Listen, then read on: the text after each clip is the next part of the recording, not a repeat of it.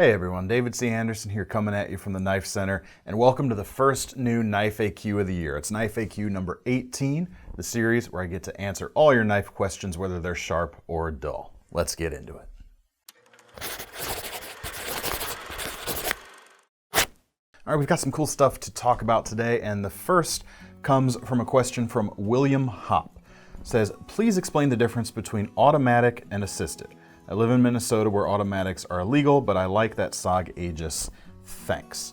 Actually, I pulled a SOG here, but I didn't pull the Aegis. That's shame on me. But first thing I'll get off right off the bat is we don't comment on legality of certain things where you happen to live. There's just way too many jurisdictions in the United States, not to mention the world, for us to know absolutely everything. So ultimately, it's on you to know the local definitions and the local regulations on what you can or cannot carry. So I will tell you the differences between those two styles of knives right now. And these are going to be kind of industry recognized terminology and industry recognized distinctions. But again, in terms of legal distinctions, can be different wherever you go. So that's unfortunately on you, but I'll explain how they work. The main difference is how the blade's deployed. Both of them do use a spring, but with a automatic knife, or a switchblade, so to speak, the blade is under constant tension, it's ready to fire open, and it's opened with either a switch on either the side or the front of a handle like this, or with a button release. I'll show you this ProTech Don as an example of the button release first. But this knife obviously is very inspired by the classic Italian stilettos, which is kind of the stereotypical image some of us think of for this style of knife. This one comes in about $350 right now. So I'll close it up. It's a manual close, just like anything else. But in its resting state, the blade here is under tension, has a bias towards opening. It's only the latch that's holding it in place. And once you release that button, it fires open. Now that's a side opening automatic. I've also got an example here of an out the front automatic, or an OTF. So the blade springs straight in and out, and this is a double action as well, meaning you can retract the blade very simply like that instead of having to do something two-handed. But in this case, it's the switch sliding forward that lets the blade fire out. But again, resting state, it's kind of loaded and ready to go. In contrast to an assisted opening knife, which in its resting state, it's perfectly happy being closed. It's not going to, there's nothing holding it in this closed position, no button or latch, holding it in a closed position. And now an assisted opening means, it's kind of right there in the name. The spring is there to assist you in the opening, but you still have to start the opening. This is a SOG Flash, one of their newer models as well, the Flash AT. Comes with that XR lock, just like the new Aegises. But in this case, you actually have to start pushing on the thumb stud on the blade to start it opening, and that's a key distinction.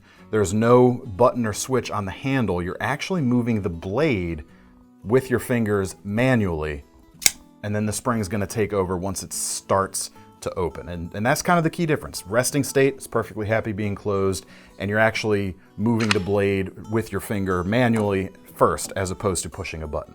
And it can be thumb studs like that, or it can be a flipper as well, such as this ZT357 BW, which comes in about $156. But you can see here, I can start opening that blade, and it's not actually going to open all the way because I haven't moved it far enough for the spring assist to take over. But in actual use, as soon as it does pass that threshold, it's going to finish things out quite nicely. So hope that that primer kind of gives you the information you need to have, sir. All right, our next question comes from David Single. He says, can someone please explain what stabilized wood is? Is it like an old dried or cured wood, or is it wood impregnated with resin? I've just heard it mentioned a few times recently. Cool, yeah, great question. I'll talk about, there's kind of two sides to this coin, because there's a difference between something like pack-a-wood, which is the what appeared in the video you left this comment on, versus a kind of just a straight up stabilized wood.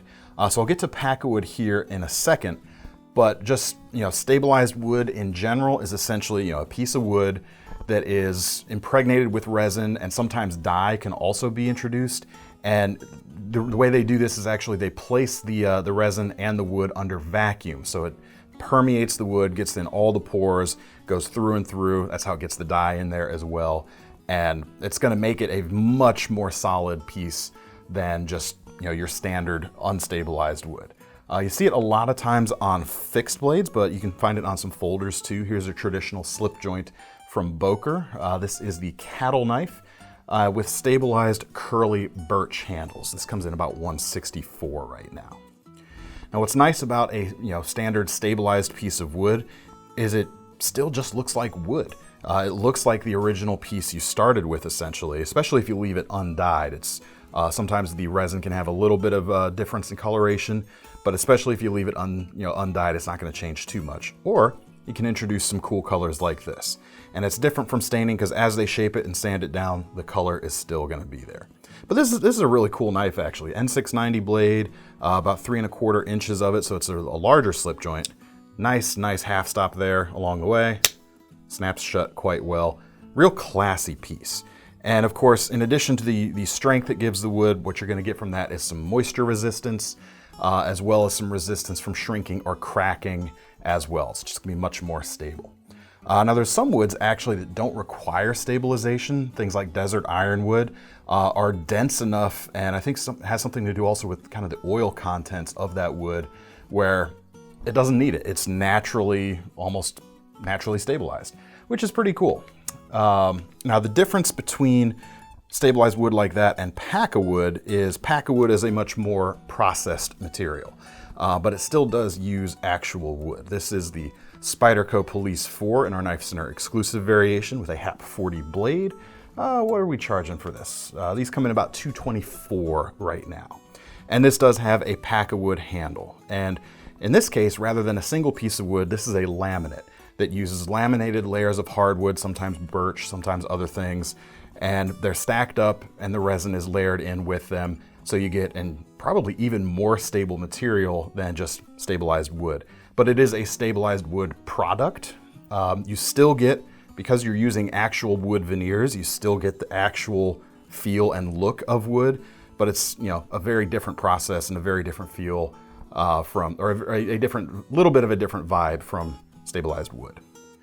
Now you can do dye with these also. Sometimes you can do it like this where it's dyed all the same color. Sometimes the layers will alternate different colors and you can get a lot of contrast. I tend to like that a little bit less than the more natural versions like this.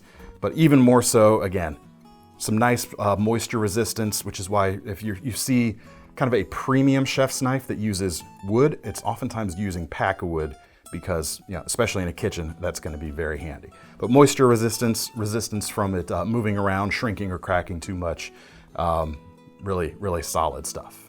All right, next question comes from David Palmer. He says, Benchmade Bugout versus Bailout. What are the pros and cons of each? All right, let's get into this one. It's an interesting comparison. Now, of course, the base model Bugout, the standard blue one, starts cheaper at about $127 versus the base model of the Bailout, which starts around $149 or just under that. Obviously, there's that price difference to consider. So I'll compare the two of these knives that kind of align most closely. That's the version of the Bugout with the gray coated blade with the Ranger green scales. This comes in about $145. It's only about under $5 or so between the two of these. Now they're very similar in terms of the handle. Obviously they kind of started with the same platform, except you get a little bit of a kick up here on the Bailout, and that gives you a place where you could rest your thumb. And on this more tactical oriented slim knife, that would help with piercing types of things if you think you're going to be doing some of that and would appreciate that extra bit of control there. Just has a different feel than the smooth spine of the Bugout. There's also a little bit more handle length on the Bailout and a little more blade length too, for that matter, but probably not enough in the blade to really notice a difference. But the handle opens up a little bit more here at the back, and then of course you have the protruding bail at the back, hence the name Bailout, that gives you a little more length. Now I do have plenty of length here with my slightly larger than average hands. I'm not even getting out there towards that bail. So if you do have bigger hands than mine, or you've got really big mitts, you're going to have a little bit more length on this version. Also, that bail does give you a couple extra bits of utility.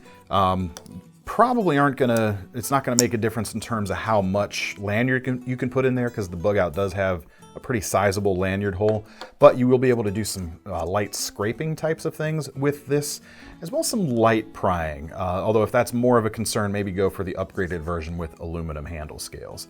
As it is, it's not a really great platform for prying, but light scraping, that sort of thing, would be very doable. Apart from that, it really just comes down, honestly, more than anything else to me, just a blade preference. Obviously, you do have different materials, and I'll get to those in a second, but if you like a drop point, get the Bugout. If you like a Tanto, get the Bailout. They're both very usable. They're both nice and thin, because, you know, I like that. They didn't go with an overbuilt type of aesthetic when they switched this to a tactical platform. So it's still gonna slice very well, be great for EDC. Of course, you can do some chisel-y type stuff with the leading edge of that Tanto here. But yeah, not a whole lot to separate them there either in terms of the cutting geometry. Steel-wise, you've got S30V on the base models of the Bugout. Solid particle metallurgy steel, gonna hold an edge a good long time. And of course, it's stainless as well, so you don't really need this coating for corrosion resistance. It's just gonna bring down the reflections a little bit. If you like something a little bit different, 3V here on the Bailout, which is of course a bit of a tougher steel than S30V. Won't hold an edge quite as long, but it'll still be very capable in that regard. Don't get me wrong. But in a knife like this that may see a little more thrusting or that types of uses, given that it is a Tanto, it's a nice choice here. You don't usually see it on folders. It's usually seen on some larger, mid-sized to larger fixed blades because of the toughness factor. I like it here because they could maintain the thin blade while still, you know, getting those gains in toughness. And then you can get M4 on the upgraded aluminum versions, which I like even better in this case. But that's kind of the rundown on the differences there.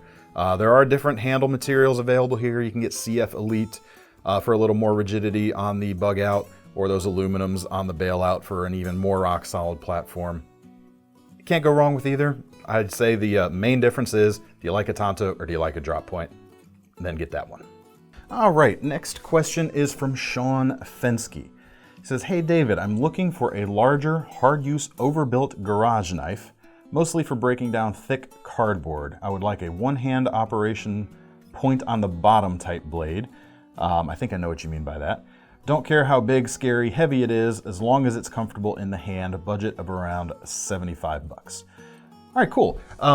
In this case, I actually, in envisioning the usage here, I wouldn't go with something that's too overbuilt. Reason being, if you go with something with a thicker blade that's just built to stand up to a ton of abuse, the trade-off is that you often don't get as much in terms of actual cutting ability. And especially on really thick cardboard, that's gonna get to be really problematic really quickly when you're trying to wedge through the material. So the trick here is gonna be something that's, you know, thin enough, but not too thin that it's gonna feel flimsy as you're going through this stuff. Blade shape, you say point on bottom, and I think I know what you mean, like I said, and I agree with you here. Like a Wharncliffe or a sheep's foot would be great. That tip is going to be less likely to slip out of the cardboard, especially on the as you go through the cut and you're kind of reaching the extension of your arm there. Perhaps a cleaver blade would be good, and a recurve blade would also be a good option for you. But again, I don't want to go with something that's super thick and overbuilt, but I am going to give you something that has some of that kind of macho attitude as well. That's going to be the Civivi Mastodon. These come in about 55 bucks right now, and as you can see, big old cleaver. Definitely a lot of attitude there. The blade thickness here is just a bit over 1/8 of an inch thick, so it's not super thick, but there's definitely a lot of strength there. Combine that with this wide profile and that full flat grind, and the cutting geometry itself is going to be pretty good. You're not going to be fighting against the geometry of the blade as much when you're moving through those longer cuts. Little bit of belly here going on, but you've still got that point near the bottom, so you're going to be able to maintain or keep the blade in the cut as you move through it. Plenty of handle length on here, even for larger hands. Nice, straight, and neutral, nothing to worry about there. And big, bad, and scary, maybe, but it's going to work very well, I think. Now there is another version of this knife called the Bull Mastiff. I say another version, it's roughly the same shape, and it does have a fuller on the blade, which is has a little more attitude to it. But I would really go with the geometry here with the full flat grind, and you don't have to deal with the trough of that fuller potentially binding up on anything. Also, the other difference between those two is you've got ball bearings in the pivot on the Bull Mastiff, but the Mastodon actually has brass washers or bronze washers, which, again, moving through heavy cardboard, you might be introducing some flex. I'd actually prefer and go with the washer option as opposed to bearings in this case. I do have one more option here. If you do want to go with something that's a little bit kind of chunkier, again, keeping it within that price range, this is the Artisan Cutlery Eterno, coming in about 60 bucks. You do have ball bearings here. While I did say I'd probably choose the washers in this case, that's not saying bearings would do a poor job at this. It's just, you get a little bit of the trade-offs for that. Blade here is a little bit thicker. It's about 1/8 of an inch. Again, not as high of a flat grind, but what made me pick this one as an option is the handle shape and the relationship of the edge angle to that handle as well. This is a little bit more of a cramped handle for me with my slightly larger than average hands, but I love the way when you hold it, it keeps the tip down, and especially as you're reaching the bottom of your cut, even with your hand angled down a little bit, you're still able to maintain a pretty much square cutting interface, shall we say, with that cardboard. So again, this would be nice. Ball bearings in this pivot, so good action on both of them. Now, obviously, a lot of people like to go with ball bearings for the benefits of the action, but when they're tuned right, Steel Will does a really good job of this as well. But when they're tuned right, bronze washers can flip just fine. All right, final question for today comes from Josh Sherman. Hey David C, was wondering if you could help me. I am looking for the Impossible knife. Something light enough that you could take it on a long trail run, but heavy duty enough to be able to chop through a wrist-sized limb to use as a splint or make a fire.